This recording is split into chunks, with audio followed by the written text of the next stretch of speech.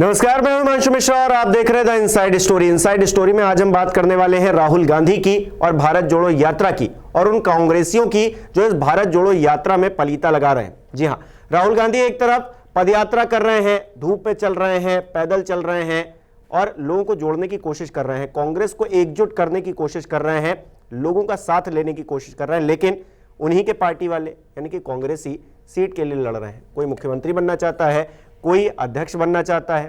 तो ये जो लड़ाई चल रही है, ये क्या राहुल गांधी की भारत जोड़ो यात्रा को फ्लॉप करने वाली है? ये एक बड़ा सवाल है। संजीव त्रिवेदी जी वरिष्ठ पत्रकार हमारे बीच है। संजीव जी, क्या फ्लॉप हो जाएगी? अपने ही जब इस तरह से लड़ रहे हैं, साथ उनका नहीं मिल रहा है, तो सारा फोकस तो उस पर है। भारत जोड़ो यात्रा अकेले दम पे राहुल गांधी क्या उसको सक्सेसफुल कर पाएंगे? देखिए, दो तस्वीरें एक साथ दिखाई पड़ रही हैं। एक तस्वीर है सड़क पर पैदल चलते हुए शीर्ष नेतृत्व के एक व्यक्ति की, जो कि राजनीतिक रूप से अभी तक फेलियर माना जाता रहा है, जिसका नाम राहुल गांधी है और जिसके नाम अभी तक कोई बड़ी जीत भारतीय जनता पार्टी के सामने नहीं है।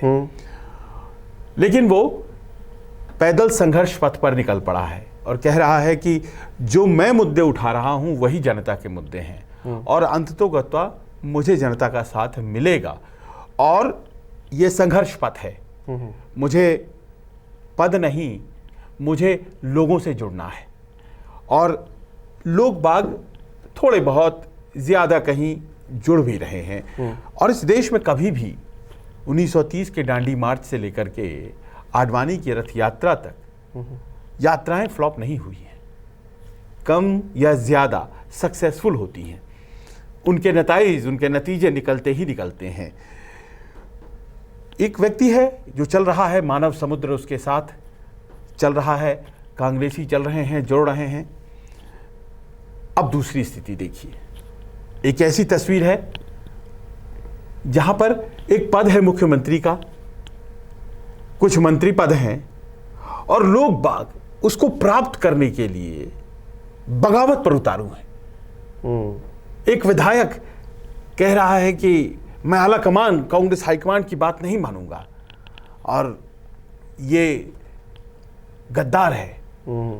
जब तुम नेतृत्व की बात नहीं मान रहे हो तो क्या तुम गद्दार नहीं हो? ये सुनने के लिए वो तैयार नहीं है। गद्दार तो सब हो गए, फिर कौन गद्दार नहीं है? तो वो कह रहा है कि गद्दार है वो जो मानेसर चला गया था, सचिन पायलट, अपने विधायकों के साथ, और मैं तो जो कहेगी सोनिया गांधी मैं करूंगा। लेकिन सोनिया गांधी कह रही है कि तुम नेतृत्व परिवर्तन के लिए तैयार हो? बोलो नहीं जी, सवाल ही नहीं उठता है। अब ये जो दो तस्वीरें हैं जिसमें कि एक तरफ पद के लिए छीना झपटी सब कुछ मचा हुआ है, एक तरफ पैदल चल रहा है व्यक्ति। खबरें आज की तारीख में हम ज्यादा चर्चा कर रहे हैं इस छीना झपटी की, और इन सब के बीच एक बड़ी बात बहुत छोटी बनकर रह गई है। बड़ी बात क्या? अध्यक्ष पद का चुनाव, जो आज की तारीख में मुख्यमंत्री की कुर्सी से छोटा लगने लगा है। इसी कांग्रेस पार्टी के भीतर लोगों को पक्के कट्टर कांग्रेसी, जो दशकों से कांग्रेसी हैं, उनको अध्यक्ष का पद, कांग्रेस के अध्यक्ष के पद को सीएम की कुर्सी से छोटा बना दिया गया है। और ये जो दो तस्वीर है आज की कांग्रेस की, यही परिभाषा है। आज की कांग्रेस अगर ऐसी है तो ये कांग्रेस बीजेपी के सामने कहां टिकती है और क्या टिकती भी है और क्या टिक भी पाएगी, आपको लगता है? देखिए, सवाल 2024 की एक लड़ाई के लिए उस रास्ते पर राहुल गांधी चल रहे हैं। वो जानते हैं अध्यक्ष कोई भी बनेगा, XYZ ABC लड़ाई, ये जो संघर्ष पथ पर जो चल रहा है व्यक्ति वही लड़ेगा, उसके अलावा कोई नहीं लड़ेगा। क्योंकि वो कांग्रेस की एक पहचान गांधी परिवार से इस देश में है। उसमें कोई भी अध्यक्ष अगर बन जाता है तो उसके आश्रित चुनावी लड़ाई होगी 2024 की। ये तो भारतीय जनता पार्टी भी मानने के लिए अच्छा, चलिए मान लीजिए 8 तारीख आ गई, अगर सिंगल व्यक्ति रहा तो 8 तारीख, नहीं तो 18-19 तारीख तक इंतजार करना पड़ेगा। कांग्रेस का कोई अध्यक्ष बन भी जाएगा तो ऐसा कौन सा बहुत बड़ा तोप हो जाना है? क्योंकि ये जो खटपट है, अंदरूनी खटपट है, ये एक एक करके पंजाब में सामने आई, राजस्थान में सामने, तमाम ऐसे कांग्रेस शासित राज्य रहे जहां पर सामने आए और स्थिति खराब होती चली गई। तो अगर ये एकजुट नहीं हो पाएंगे तो बीजेपी के सामने खड़े हो जाए, जो कि अपने आप में एक मजबूत पहले से ही और एकजुट, और गांव-गांव तक उनके जो है कार्यकर्ता पहुंच रहे हैं, लोगों से संवाद कर रहे हैं, और यहां एक तरफ कलह हो रही है, दूसरी तरफ एक पदयात्रा हो रही है। सामने खड़े हो पाने की स्थिति नहीं है कांग्रेस की। देखिए, अगर कांग्रेस की बात करें हम, पार्टी, संगठन, विचारधारा, अगर हम इसकी बात करें और तुलना भारतीय जनता पार्टी से करें, तो आप पाएंगे कि संगठन की जो शक्ति होती है ना, उसमें बांधने की ताकत होती है, बांध लेने की। लोगों के अपने भाव होते हैं, अपने विचार होते हैं, और पार्टी के प्राथमिकताओं के आगे उसको सरेंडर किया जाता है, और फिर इस तरह से संगठन के हिसाब से चला जाता है। पर यहां तो जो चीज दिखाई पड़ रही है, उसमें जितने छत्रप हैं कांग्रेस के, जो कि राज्य के स्तर पर मजबूत नेता हैं, वो पार्टी को मजबूत करने से ज्यादा खुद को मजबूत करने पर तुले हुए हैं, और कांग्रेस हाईकमान उन्हें संभालने और उनको नियंत्रण करने की स्थिति में नहीं है। उदाहरण लीजिए आप, कैप्टन और सिद्धू की बात आपने की। कैप्टन बहुत मजबूत नेता थे राज्य के स्तर पर, लेकिन उन्होंने बात नहीं मानी। सिद्धू ने कैप्टन को हटाने में पार्टी की भलाई समझी, जबकि उनकी अपनी भलाई थी ये। आज जड़ से उखड़ गई कांग्रेस। पंजाब का, असम चलिए, तरुण गोगोई और हेमंत बिस्व शर्मा, लड़ाई बहुत पुरानी, और एक पॉइंट आ गया जहां पर तरुण गोगोई से ज्यादा मजबूत कैंपेनर, ऑर्गेनाइजर हेमंत बिस्व शर्मा हो गए कांग्रेस पार्टी के भीतर। लेकिन तरुण गोगोई की अपनी रसूख, आलाकमान के पास अपनी पहुंच, नियंत्रण करने की स्थिति में आलाकमान नहीं, और नतीजा ये हुआ कि कांग्रेस का सफाया और जड़ से उखड़ गई कांग्रेस वहां पर जहां पर वो 15 साल लगातार शासन में रही थी। तरुण गोगोई ने जाते जाते कुछ यूं कर दिया स्थिति कि अब देखिए 10 साल तक के लिए कांग्रेस सत्ता से वहां बाहर, और जो सबसे मजबूत नेता पूरे उत्तर पूर्व का कहा जा रहा है, हेमंत बिस्व शर्मा, वो कांग्रेस का सिपह सालार था। लेकिन ये जो दो कंटेंडिंग इंटरेस्ट थे, इसमें पार्टी चली गई, उस नियंत्रण को खो बैठी है कांग्रेस आला कमान, और शायद यही वजह है कि संघर्ष पथ पर जब अपने ही गले की फांस बन गए हैं, अपने ही लोग जो है बात नहीं मान रहे हैं आला कमान की, तो उस नेतृत्व की जिस पर आला कमान का हाथ होगा, उसकी बात मान जाएंगे हम? कैसे मान लें? जो कल को बैठेगा उस पद पर, अध्यक्ष पद पर, उसकी बात कैसे ये कांग्रेसी मान लेंगे जो अपने आला कमान, जो असल आला कमान है, उसकी बात नहीं मान रहे हैं, उसकी खिलाफत कर रहे हैं, उसके लिए बागी सुर उठा रहे हैं? हाँ, एक पोटेंशियल अध्यक्ष, उसने अपनी ही आला कमान के खिलाफ बगावत कर दी। अशोक गहलोत का तो यही उदाहरण है कि आप एक संभावित अध्यक्ष के तौर पर देखे जाने लगे थे, और अचानक से आपको लगा कि अध्यक्ष पद की कुर्सी तो चलो मिल जाएगी, लेकिन राजस्थान को अपने खांचे में रखने के लिए मेरे पसंद का व्यक्ति सीएम होना चाहिए। तो आपने तुलना किया और सोचा ये कि अध्यक्ष बन जाना तो चलो ठीक है, लेकिन राजस्थान हाथ से नहीं जाना चाहिए। इस सोच के व्यक्ति से संगठन का लाभ नहीं होगा, ये अपने आप में हकीकत है। और शायद यही वजह है कि अशोक गहलोत चाहे कुछ कोशिश कर ले, अब अध्यक्ष नहीं हो पाएंगे। राहुल गांधी के पास क्या ऑप्शन है? देखिए, राहुल गांधी एक नियंत्रण विहीन अवस्था है अभी, और संघर्ष उनको क्या वो नियंत्रण के काबू या उसके काबिल बना पाएगा, ये तय होना है। आप याद करिए, जगन मोहन रेड्डी, वाई राजशेखर रेड्डी के लड़के, आंध्र प्रदेश, उस समय तेलंगाना आंध्र प्रदेश एक ही थे, यूनाइटेड, बहुत मजबूत नेता वाई राजशेखर रेड्डी, उनकी मौत हुई एक दुखद हादसे में, और उस हादसे के बाद अध्यक्ष को तय करना था कि अगला मुख्यमंत्री कौन हो। मुख्यमंत्री किरण रेड्डी को जैसे ही बनाया गया, जगन मोहन बगावत के पद उतर पड़े, और वो मजबूत नेता थे, छत्रप, उसी तरह मजबूत जैसे अशोक गहलोत मजबूत हैं, जैसे कैप्टन अमरिंदर सिंह मजबूत थे, जैसे हेमंत बिस्व शर्मा मजबूत थे। उन्होंने पार्टी छोड़ दी, अपनी पार्टी बना ली, वाईएसआर कांग्रेस, और आज सत्ता में है।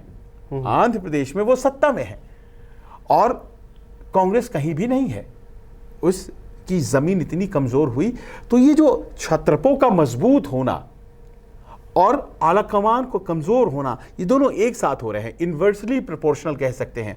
और ऐसे में सड़क पर उतरना पड़ रहा है कांग्रेस आला कमान को। भविष्य कुछ इस तरह से है कि जहां यहां इस तरफ जो देश की सबसे प्रमुख विपक्ष है उसमें आला कमान कमजोर होता चला जा रहा है, और सामने सत्ता में बैठी बीजेपी लगातार उसके हाईकमांड की ताकत बढ़ती चली जा रही है।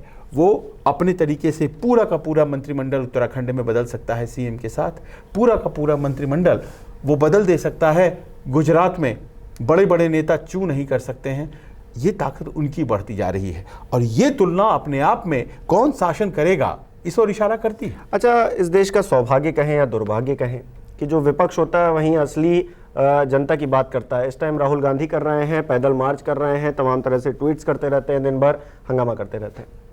लेकिन राहुल गांधी असल जो लड़ाई लड़ रहे हैं वो चुनाव के मद्देनजर ही लड़ रहे हैं कि सत्ता में हम कैसे आ जाएं। लड़ाई पूरी तो इसी के लिए होती है राजनीतिक दल की, और राजनीतिक दल इसको लेकर राजनीति करते हैं तो इसमें कुछ गलत नहीं करते हैं। तो जो उनके प्यादे हैं जो राजस्थान में, वो भी तो सत्ता के लिए ही लड़ रहे हैं। सचिन पायलट भी तो कुर्सी पे ही बैठना चाहते हैं, और अशोक गहलोत भी तो कुर्सी ही चाहते हैं। तो उनकी राजनीति को हम गलत कैसे कह दें, हम उस पर सवाल कैसे उठा दें। राहुल गांधी भी वही काम कर रहे हैं, सत्ता में जाना चाहते हैं, वो भी सत्ता की उसी कुर्सी पर बैठना चाहते हैं। हालांकि वो सीएम पद पर रहकर वो काम करना चाहते हैं, वो प्रधानमंत्री बनना चाहते हैं। अपने अपने हिसाब से लड़ रहे हैं, लेकिन दोनों की सियासत में गलत कहां हो जाता है? बिल्कुल गलत है, एकदम गलत है। अगर आप सत्ता में खुद आप आने के काबिल हैं तो आप स्वतंत्र रूप से पार्टी बना लेंगे। और क्या सोनिया गांधी, क्या राहुल गांधी, आप किसी की नहीं सुनेंगे, ना आपको जरूरत पड़ेगी। आजाद साहब ने बना ली पार्टी, और उस पार्टी का क्या होगा ये पंजाब लोक कांग्रेस जो कैप्टन ने बनाई थी, कैप्टन अमरिंदर सिंह ने, उसके दृश्य में देख लीजिए, उदाहरण में आप देख लीजिए। तो कोई व्यक्ति संगठन का हिस्सा होता है तो वो मजबूत दिखाई पड़ता है। फिर आप उसी संगठन के सिर पे चढ़ जाते हैं और आप बोलते हैं कि मैं संगठन से बड़ा हूं। ये बड़ा बारीक है। आप व्यक्ति के तौर पर अपने आप को इतना बड़ा कर लेते हैं कि संगठन की प्राथमिकताएं जो होती हैं वो छोटी हो जाती हैं।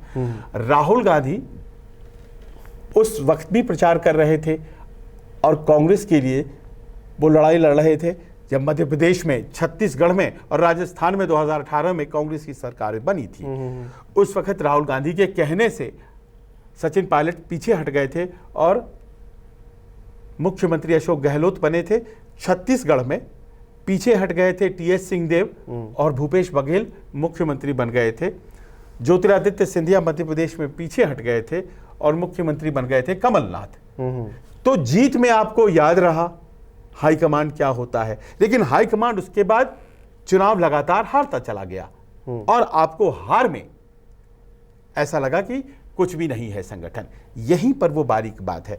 देखिए, अपने दम पर आप वाई राजशेखर रेड्डी के लड़के जगन मोहन रेड्डी की तरह पार्टी बनाएं और लड़ करके जीत जाएं और उसी कांग्रेस के को हरा करके आ जाए तो बात समझ में आती है। लेकिन ये जितने भी नाम हम लोग ले रहे हैं ये या तो कांग्रेस के भीतर हैं और उसे कमजोर कर रहे हैं अपनी महत्वाकांक्षाओं के आगे, या फिर यहां जो उन्होंने ख्याति अर्जित की है उस ख्याति के साथ बार्गेन कर ले रहे हैं अपनी पोजीशन को और चले जा रहे हैं सामने भारतीय जनता पार्टी में। चाहे बात ज्योतिरादित्य सिंधिया की कर लें, हेमंत बिस्व शर्मा की कर लें, या फिर अभी ताजा कैप्टन अमरिंदर सिंह की कर लें। गुलाम नबी आज़ाद कहते हैं कि मैं तो आज़ाद पार्टी बनाया हूं, लेकिन सब जानते हैं कि वो भारतीय जनता पार्टी के साथ गठबंधन कर सकते हैं। तो ऐसे में अपनी स्थिति का आपने आकलन किया, चले गए, या फिर इस संगठन से अपने आप को बड़ा समझा। ये जो संगठन की बात है ना, इससे समाज बनता है, इससे देश बनता है। अनुशासन, संघर्ष और अनुशासन, ये सब कुछ समानांतर चलते हैं। यानी कि अगर आप किसी पार्टी में हैं, वो कोई भी पार्टी हो, कोई भी राजनीतिक पार्टी हो, उसका अगर आप हिस्सा हैं तो हिस्सा दिखना भी चाहिए, अपने आप को उससे बड़ा कर लेना। जैसे कि प्रधानमंत्री नरेंद्र मोदी पर बड़ा एलिगेशंस लगते हैं कि वो आरएसएस से बड़े हो गए हैं, वो पार्टी से बड़े हो गए हैं, सारा जो फैसला लिया जाता है वो उन्हीं के तहत लिया जाता है। लेकिन पूरी पार्टी मानती है ना उनकी बात, इसीलिए लिया जाता है ना। यहाँ हाईकमान की सारी बातें मान ले, ऐसा हो नहीं रहा है। अब वो क्यों नहीं हो रहा है, ये इनकी समस्या है कांग्रेस वालों की। अब ये तो बड़ा सिंपल है कि आपके अंदर अगर ताकत है तो हाईकमान का मतलब है, और अगर ताकत नहीं है तो हाईकमान कुछ नहीं है, तो आप सड़क पे हैं, जो आज राहुल गांधी हैं। हाँ।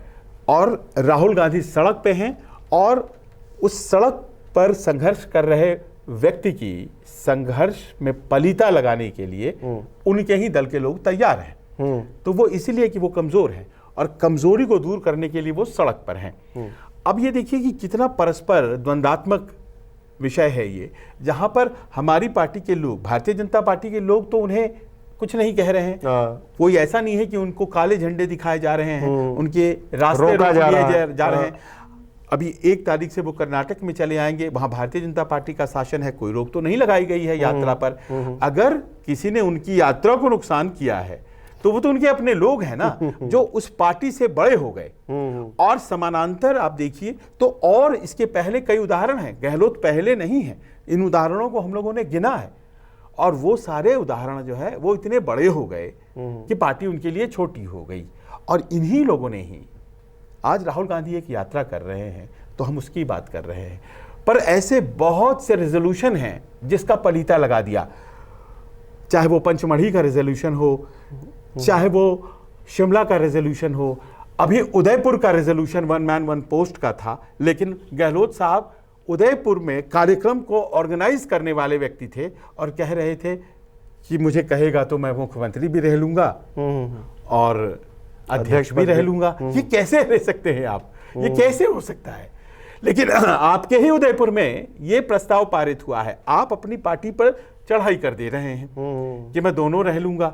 तो ऐसा लग रहा है कि ये जो छत्रपों को कंट्रोल में रखना, और यहाँ पर प्रधानमंत्री मोदी का या भारतीय जनता पार्टी के मौजूदा नेतृत्व का जो स्टैंड पॉइंट है वो ज्यादा बेहतर है, इसलिए ज्यादा यूनाइटेड नजर आते हैं। आप परस्पर व्यक्तिवादी सोच और वो जो महत्वाकांक्षाएं होती हैं उसको अगर नहीं कंट्रोल और काबिज करेंगे तो वो आपके संगठन को खत्म कर देंगे। कोई नितिन पटेल को नहीं चुना गया, वो बार बार मांग रहे थे हमें पद दे दीजिए गुजरात में। एक अनजाने से चेहरे भूपेंद्र पटेल को सामने लाया गया, क्योंकि पटेल कम्युनिटी का बनाया जाना था तो भूपेंद्र पटेल आए सामने और भूपेंद्र पटेल चला रहे हैं और जिम्मेवारी नेतृत्व ले रहा है कि हमने इन्हें बनाया है।